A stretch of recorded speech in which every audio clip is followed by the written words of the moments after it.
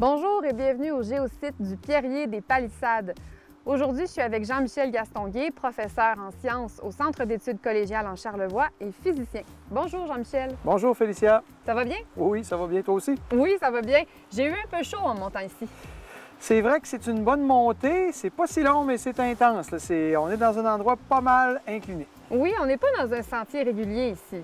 On est dans un sentier qui passe à travers un amoncellement de roches qui est vraiment, vraiment impressionnant. Oui. Alors, c'est clair Oui. que c'est pas toujours au niveau. Oui, tout à fait. Bien, on appelle ça, en fait, tout cet amoncellement de roches, c'est un pierrier. On appelle ça un pierrier. On peut aussi souvent entendre le mot talus. Alors, Oui. c'est un endroit où est-ce que les débris d'une montagne qui est en train de se briser, si on veut, vont se retrouver à s'accumuler à la base de la montagne. OK, mais là, on est-tu en sécurité pas mal? Honnêtement, il y a vraiment des endroits sur Terre plus sécuritaires qu'ici, mais on va espérer que durant le temps de notre petite capsule, qu'il ne nous arrive rien. Bon, bien, excellent. Et justement, mais allons un peu plus en profondeur dans le sujet. Là, tout autour de nous, on a des pierres qui sont de toute taille, qui ont différents angles aussi. Et elles proviennent pas mal toutes de la falaise qui est au-dessus de nous. Justement. En fait, la montagne qui est derrière nous est faite d'une pierre qui s'appelle un gneiss granitique. Un gneiss granitique, si tu te souviens là, de ta géologie de secondaire 2, il y avait comme 3 grandes familles de roches. Ouais! Il y a les roches sédimentaires, c'est celles qui se font en fond marin et qui vont devenir vraiment des roches en couches. Oui, oui. Mais il n'y a pas de ça ici. OK. Il y a les roches ignées. Les roches ignées sont celles qui proviennent du manteau terrestre qui s'est refroidi doucement. Le granit, c'est OK. vraiment un classique dans la catégorie des roches ignées. Mais il y a aussi OK. des roches qui ont subi des transformations avec la tectonique, avec le mouvement des continents. Et les géologues vont donner un terme assez, je dirais, assez vaste pour désigner des roches qui ont subi des changements. On va les appeler les gneiss. OK. G-N-E-I-S-S. Donc, un gneiss granitique, c'est que c'était probablement autrefois un granit, cette pierre-là, mais à cause justement des mouvements des continents, la pression, la chaleur, bien, il est devenu une pierre qui commençait vraiment à ressembler à un gneiss. Puis ici, j'en ai un exemple que j'ai ouais. ramassé juste à côté de nous. Quand on voit que les minéraux wow. commencent à s'enligner comme ça, les uns sur les autres, dans la pierre, c'est vraiment synonyme qu'on est en train de se rapprocher d'un gneiss. Donc, probablement que des géologues diraient que ça, c'est un gneiss. Je vais dire un gneiss granitique parce qu'on reconnaît vraiment les minéraux typiques du granit là-dedans. Mais quand même, là, c'est un bon exemple de roche qui a subi du métamorphisme.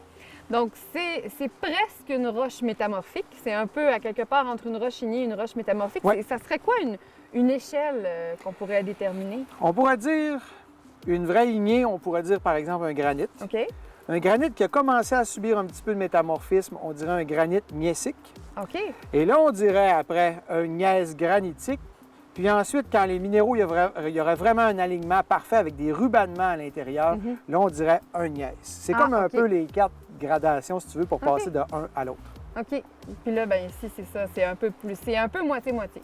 Oui, qu'on on a. pourrait dire ça, oui. OK. C'est beaucoup, beaucoup ça qu'on a autour de nous. Par contre, ce morceau-là, il est vraiment frais. Il a dû tomber de la montagne, ça fait pas longtemps, ou c'est un éclat d'un plus gros morceau, ce qui fait qu'il n'y a pas de lichen par-dessus, ce qui fait qu'on voit vraiment à la surface de la pierre. Alors que ce qu'on a partout autour de nous, bien, on voit il y a différentes sortes de lichens qui sont attachés sur la pierre, ce qui fait que Oui. c'est plus difficile de vraiment voir elle a l'air de quoi à l'intérieur. Ben oui, c'est ça. On remarque qu'il y a plusieurs roches qui ont des nuances beaucoup plus grises, parfois un peu verdâtres. Puis tandis que la roche que tu nous montrais, elle est plutôt de sa couleur naturelle. Elle est super fraîche, cette roche-là, oui. Jean-Michel, j'aimerais ça qu'on parle des saisons. Parce qu'évidemment, en Amérique du Nord, on a 4 saisons. Oui. Puis qui dit saison dit fluctuation dans les températures. Oui. Tantôt, tu me demandais si on était dans un endroit sécuritaire. Alors, là, en ce moment, on est un peu plus en fin d'été, ça va. Mais je te dirais que dans le temps, fin octobre, début novembre, dans ces coins-là, quand le jour, la température est au-dessus de zéro, mais que la nuit, ça descend sous zéro, je te dirais que c'est un moins bon endroit pour être parce que, justement, le fait de passer de part et d'autre du point de congélation de l'eau, c'est ça qui explique en grande partie le terrain dans lequel on est. C'est que quand il pleut, il va y avoir de l'eau qui va s'infiltrer dans les fissures qu'il y a dans la montagne derrière nous. Et quand ça va passer sous le point de congélation, l'eau va geler. Et l'eau, en gelant, prend de l'expansion. Oui, C'est cette expansion-là qui va avoir tendance à forcer, si on veut, sur les morceaux de roche, à vouloir écarter les fissures. Et là, bien, c'est ça qui va déclencher des morceaux qui vont finir par tomber en bas de la montagne. Alors, le pierrier dans lequel on est, ce sont des morceaux qui ont comme été victimes de ce phénomène-là, de l'expansion de l'eau lors de sa congélation. Mais c'est assez puissant, l'eau. C'est vraiment impressionnant. C'est vraiment, vraiment impressionnant. On pourrait prendre une bouteille, la remplir d'eau au complet, la fermer super fermement. On la place dans le congélateur, puis la bouteille va fendre. Ah oui, Alors, c'est ça. c'est très bien Oui. capable de faire éclater la pierre. Il s'agit juste de ne pas être trop pressé, puis à un moment donné, il y a des morceaux qui vont tomber. Mais ici, on a tout le temps du monde parce que ça fait des millions d'années que c'est un phénomène qui se passe. Alors, il y a des pierres ici que ça fait des milliers d'années qui sont tombées, mais il y en a d'autres qui ont dû tomber il n'y a vraiment pas si longtemps, justement. Ah non, Alors, c'est c'est un ça. phénomène qui se fait de jour en jour, d'année en année. Et puis comment on appelle ça? J'imagine qu'il y a un terme particulier pour désigner ce processus? Oui. En géomorphologie, le terme qui désigne la fracturation de la pierre à cause du cycle gel-dégel, ça s'appelle la gélifraction ou cryoclastie. Donc ça, c'est vraiment les termes scientifiques pour parler de l'éclatement de la pierre, justement, lorsque l'eau prend de l'expansion en gelant. OK, OK. Ben, c'est super intéressant. Il y a d'autres processus, je pense, qui entrent un peu comme celui-là, mais qui entrent aussi dans la catégorie de l'érosion générale. Oui. L'érosion, par définition, c'est lorsqu'il y a un agent qui va arracher du matériel à quelque part et qui va le déplacer ailleurs. La météorisation, c'est plus un phénomène qui se fait sur place à cause de phénomènes qui ont rapport avec notre atmosphère. Ça n'a pas rapport aux météorites, là. Non, ça n'a pas de rapport avec la météorite qui est tombée sur Charlevoix. Ici, c'est vraiment un phénomène qui, dû aux précipitations, dû au cycle gel-dégel, va donner ça. S'il n'y avait pas d'atmosphère sur Terre, les montagnes ne subiraient pas cet effet-là et il n'y aurait pas des pierriers comme on a ici à la base de la montagne. C'est vraiment dû au fait qu'on a une atmosphère avec des précipitations et des variations de température. Puis Jean-Michel, dis-moi, c'est pas le seul endroit au Québec là, qui a un pierrier comme ça. Il doit en avoir d'autres. Il y en a plein. Ici, dans Charlevoix, quand on va dans le Parc national des Grands Jardins, on en voit plein. À partir du sentier là, qui monte au mont du Lac-des-Cygnes, on en voit à la base du mont du Gros-Bras. Si on va dans le Parc national des Hautes-Gorges, à la base de la falaise qu'ils appellent le cran des Érables, c'est vraiment un pierrier aussi. C'est un phénomène, l'éclatement de la pierre, c'est un phénomène qu'on va observer partout sur Terre, aux endroits où des fois la température descend sous zéro et qu'à d'autres moments, elle est au-dessus de zéro. OK, OK. Mais ici, ce qui est vraiment particulier, c'est qu'on peut carrément marcher dedans, là. Il y a quand même quelques pierres qui ont été placées particulièrement pour y avoir accès. C'est ce qui est vraiment le fun ici aux Palissades, c'est qu'on y a accès facilement.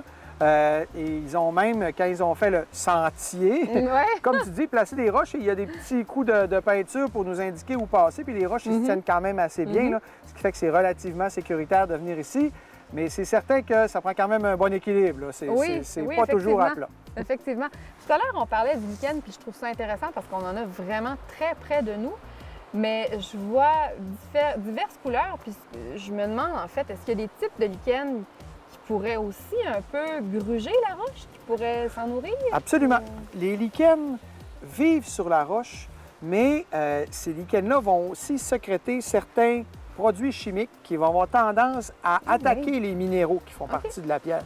Ce qui fait qu'un morceau comme celui-là, avec le temps, finit par se dégrader lui aussi à cause des lichens. Wow! Alors ça, c'est vraiment un processus qui est plus biologique, mais le vivant, effectivement, finit par gruger, si on veut, la roche lentement, mais sûrement. Mais on finit toujours par comprendre qu'il y a un lien entre le vivant et le non-vivant dans la nature. Là. Partout. Partout sur Terre, ça gouverne beaucoup de phénomènes qu'on observe.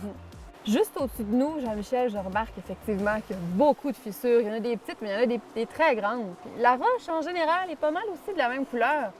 Mais tout à l'heure, avant qu'on s'installe, je remarquais quelque chose là, en fait, un bout de paroi qui est complètement orangé. C'est Qu'est-ce que ça veut vraiment dire? un bon exemple d'endroit où il y a eu un éclatement de roche récent.